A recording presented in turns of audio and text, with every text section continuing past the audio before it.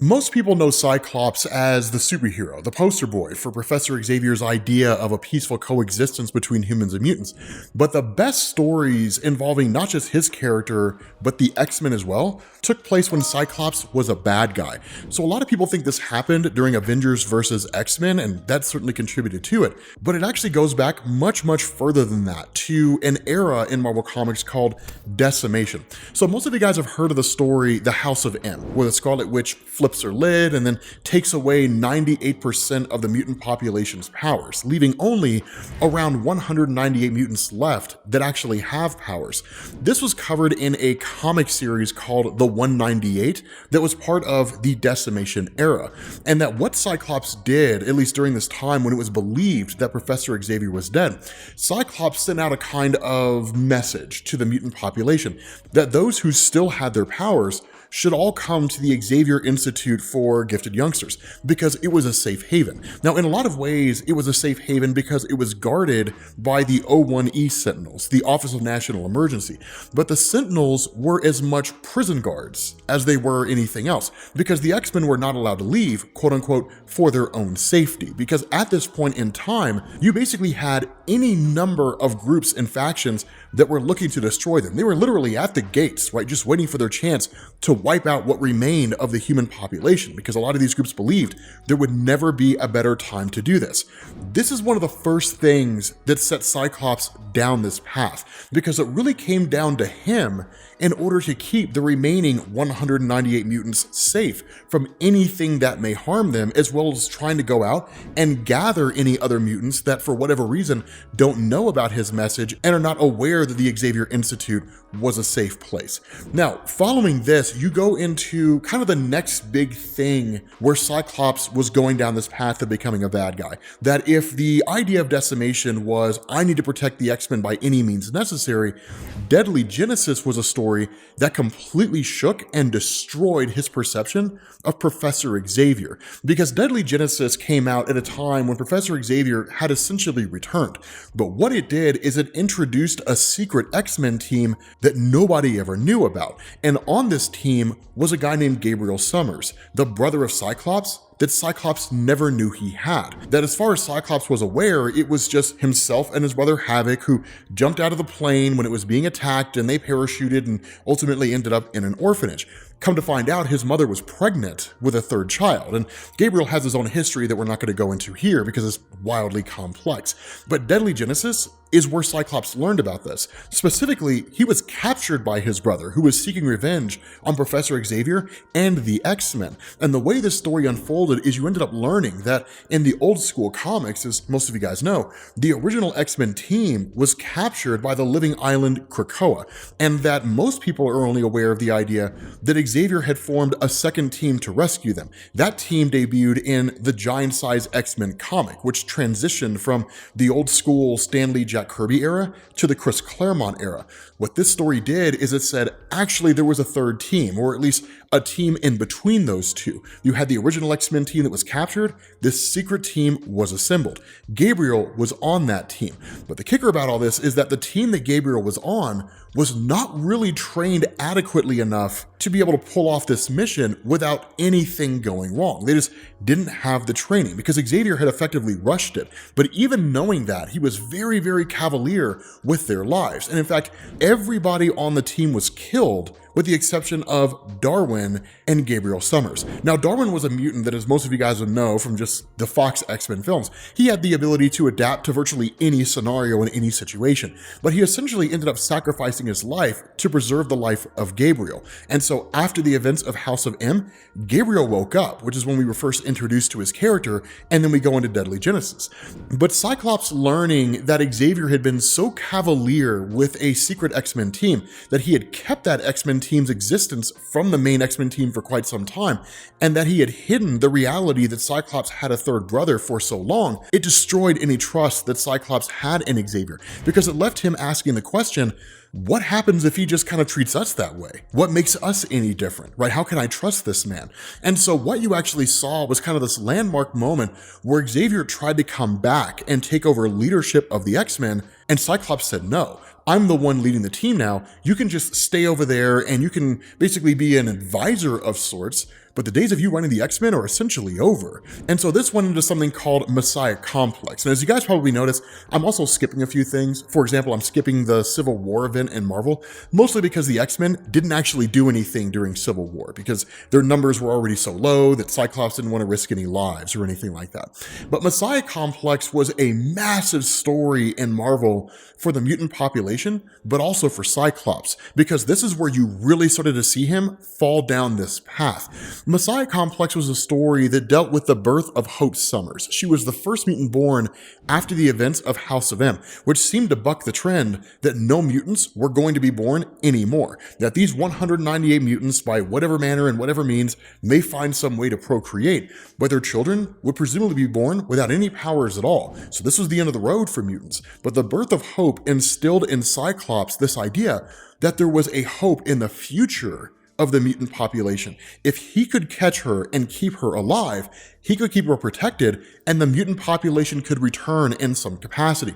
And so where he, alongside the other X-Men, ended up traveling to Alaska, right, the location of where Hope Summers was believed to be, they ended up discovering that, like, the whole place was just a firestorm, right? That you ended up having all these different villain groups that were gunning for Hope Summers because they had also learned that she existed. And to kill her would be to kill off any hope for the future of the mutant population, and to also increase their chances of eradicating any mutants that do show up there, because they expected the X-Men to arrive. But this story was so important for the character of Cyclops because it started him down this path of, by any means necessary, I will do whatever I have to do to protect the mutant population. And this actually came in two different forms. The first one was an Uncanny X-Men issue number 505 as part of Manifest Destiny, but the other one was in Messiah War. Now, Messiah War, it was more by virtue of what Cyclops had ordered X-Force to do, kind of like the Black Ops wet work team of the X-Men that Cyclops kept secret from the rest of the mutant population. No one knew it existed.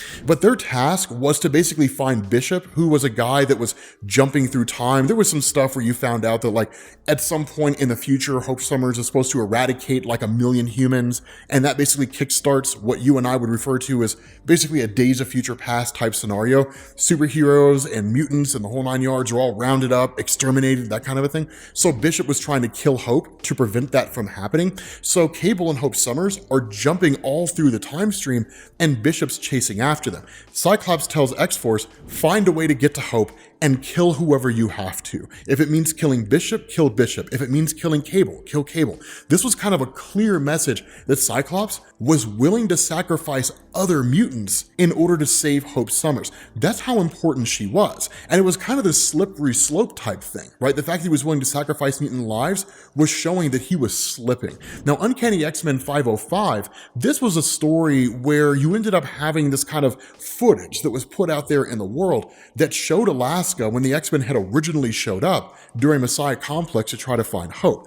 The idea behind it is that it basically made it look like the X-Men had laid waste to like the entirety of this town, and it basically made them look like villains. But this coincided with something called Dark Reign. And Dark Reign was a story in Marvel, kind of a branding initiative more than a story, where basically Norman Osborn, the Green Goblin, had become the director of S.H.I.E.L.D. And that followed Secret Invasion, and the details are kind of crazy and a little too messy for this conversation.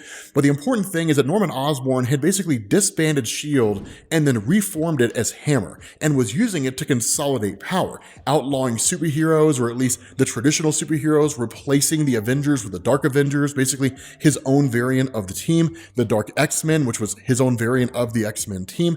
But for the main X-Men, they actually ended up taking off to an island off the coast of San Francisco, which was called Utopia. And for the first real time since the events of House of M and the Xavier Institute, the X-Men had at least somebody on their side. In fact, it was actually San Francisco that granted them this location. And while you did have some members of the population that hated the idea, at the end of the day, where the X-Men had spent so much time fighting either fringe groups, right, Cameron Hodges' The Right, or William Stryker's Purifiers, the Friends of Humanity, or Mr. Sinister's Marauders, they finally had some governmental agency on their side. Because on top of those different fringe groups, you also had things like Project Wide Awake, right? A multi-level, basically governmental program designed to contain and control mutants.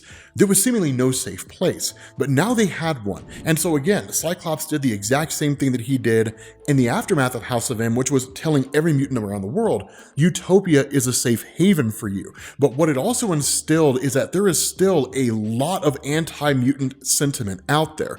And so for the most part, it just sort of showed Cyclops outside of San Francisco, they really have nobody on their side. There's really no one there to help them or to speak up on their behalf. And this is where you really saw Cyclops flip. And so if there were any moment that was like his Anakin Skywalker moment, right? Like standing there in front of Emperor Palpatine and then ultimately bending the knee and then killing younglings right in the Jedi Temple, Second Coming was it for Cyclops. And this actually happened in a multitude of different ways. One of the first things that happened in the Second Coming Prepare one-shot comic is that you learned that Cable and Hope had basically returned from the future, and that Cyclops had demonstrated a complete lack of concern for the lives of any mutants that were out there. In fact, there's this moment in the comic where he tells a full contingent of the X-Men, no one and nothing matters more than Hope Summers. And while he didn't overtly say it, the general sentiment that went around, which was especially felt by Beast of the X-Men, was,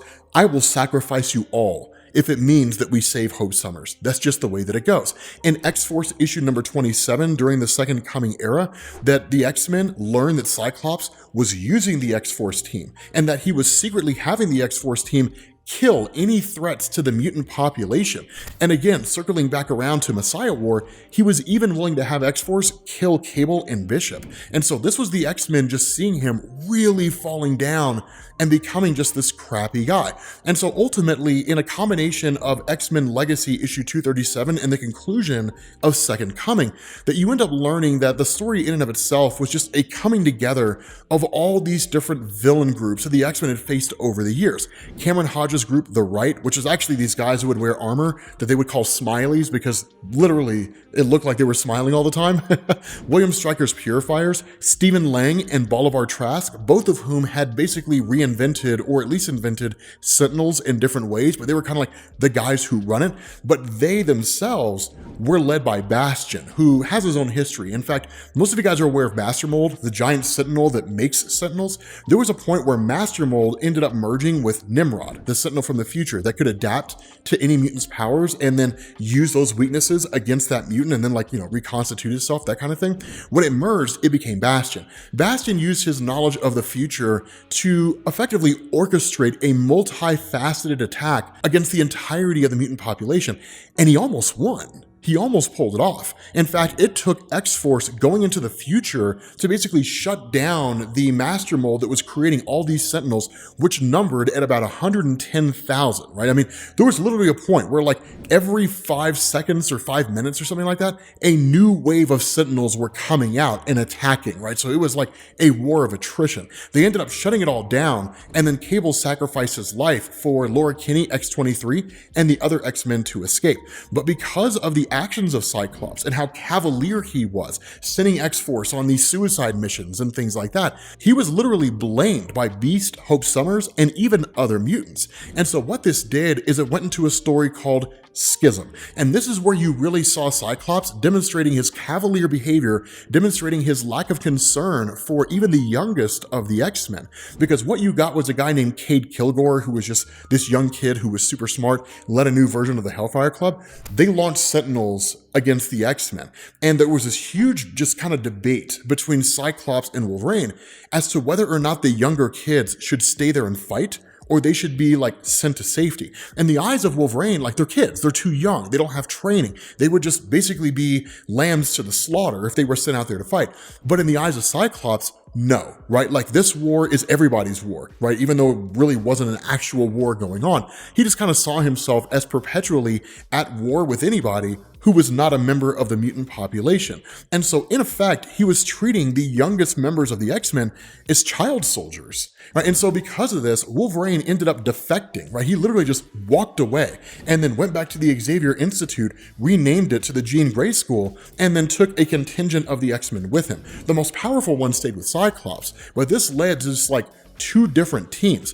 Following that, Cyclops just kind of went on this campaign that was covered in Uncanny X-Men Volume 3 and the all-new X-Men comics, where he, in effect, went through and started rescuing and freeing any mutants that had been imprisoned for any reason at all, and then telling them, like, you now owe me, right? You have to fight on my behalf because we are at war with humanity. He essentially became Magneto, like the old school classic Magneto. What's so ironic is that during this point in time, Magneto had long since turned over a new leaf and he was nowhere near as extreme as he used to be. But seeing Cyclops walk this path, he had tried a multitude of times to try to get Cyclops to come back, to get him to see the error of his ways. It never really happened. And in fact, the entire basis behind the all-new X-Men comics is that Beast himself had become so concerned with Cyclops losing his way of what it meant to be an X-Man, adopting this extremely militant attitude of quote-unquote by any means necessary, that Beast went back in time, grabbed their younger selves, and then brought them to the present day in the hopes that they would show Cyclops the person that he used to be and how far he's fallen. That still didn't work. And so that ultimately went into Avengers versus X-Men. And most of you guys are aware of the story. I mean, I'm sure most of you guys also know the ins and outs, but for the people who don't, the idea behind Avengers versus X-Men is it was kind of really a follow-up to Hope Summers' character, but also led to the Avengers and the X-Men fighting each other. But for the most part, it was all because of Hope. The idea behind this is that Messiah Complex, Messiah War, and Second Coming was effectively a trilogy, right? I don't even know if it's really considered an official trilogy, but it was a trilogy, right? Messiah Complex introduced Hope. Messiah War was her just trying to survive with Cable. Second Coming was her coming back. And then because she was here, mutants were now being born again out there in the world. Hence why it's Second Coming, the second coming of the mutant population. But for Avengers versus X-Men, the fear was that the Phoenix Force was making its way back to Earth and that it would end up merging with Hope Summers. The last time that happened, we got the Jean Grey Dark Phoenix era, and she was nuts. So the fear of the Avengers was that the Phoenix will merge with Hope, she'll become the Dark Phoenix, and led by Cyclops and his militant viewpoints, they'll eradicate anybody out there who is not pro-mutant. And so this led to the Avengers trying to incarcerate Hope, and Cyclops drawing a line in the sand and saying, cross this line, we go to war. Captain America and the Avengers crossed the line, and that led to a massive conflict between the two. Now, such as it was, Iron Man tried to destroy the Phoenix Force. It split into 5 pieces, and while it went to Cyclops and Emma Frost and Colossus, his sister Illyana, who can control magic, and Namor the Submariner, over the course of the stories, Cyclops ended up consolidating all the power of the Phoenix into himself. And that was covered in the video that we made where Cyclops dominated the Avengers and the X-Men, because he saw them all as enemies now. Now, that's kind of the thing about the Avengers versus X-Men story, is because some other things that took place here, and probably the most significant thing to take place in the story, was that Xavier was the one who was leading the assault from the Avengers and the X-Men against Cyclops. Cyclops ultimately kills Xavier. Like, he kills the guy on the spot, the guy who is basically a father figure for him. And that's when everyone realizes there's no saving him, right? There's no redeeming him. There's nothing you can do with this guy. He's just a pure, straight up villain. Now, a couple other things that went on here is that in Avengers versus X-Men, with the power of the Phoenix, the X-Men had actually restructured and recreated Earth itself in order to kind of provide a House of M type situation where mutants weren't necessarily the governing force throughout all of society, but where like nobody was hunting for mutants or trying to kill them. Of course, you saw the Avengers and so on and so forth, going to war with them and all. But the fact is, like, at the end of that,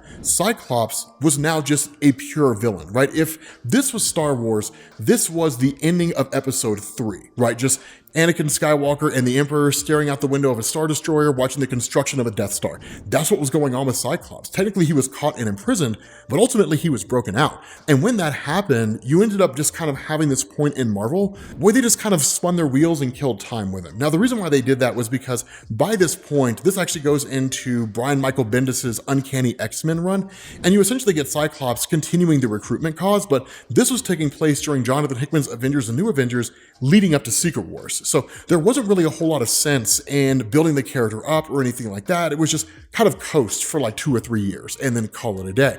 There was a point where you ended up learning the Cyclops had a Phoenix egg, which was basically a fraction of the Phoenix Force, and that if a person used the Phoenix egg, they would be imbued with the Phoenix Force. That came to bear during the events leading up to Secret Wars, specifically in the zero-issue one-shot. Cyclops emerged with a Phoenix, you go into Secret Wars itself, Dr. Doom kills Cyclops by breaking his neck, and then you go into the aftermath of Secret Wars and just kind of a continuation to a degree of all new X-Men, but then you eventually get the death of Cyclops in the Inhumans versus X-Men story, where Marvel was trying to like make the Inhumans into the new X-Men, one of the worst decisions they ever made because the Inhumans suck. But basically Cyclops was exposed to the Terrigen Mist, the way in which the Inhumans developed their powers, and ultimately ended up succumbing to it and, of course, was seemingly killed off. But the fact is, Cyclops' villain years were just some of the best years for X-Men storytelling in the history of Marvel. Like, it was absolutely phenomenal. But let me know what you guys think down in the comments section. Let me know if you want to cover any of those old stories, because I did do it before, but they were all in the really old style and they're not really in the new style. So let me know down in the comments section, and I will catch you all later. Peace.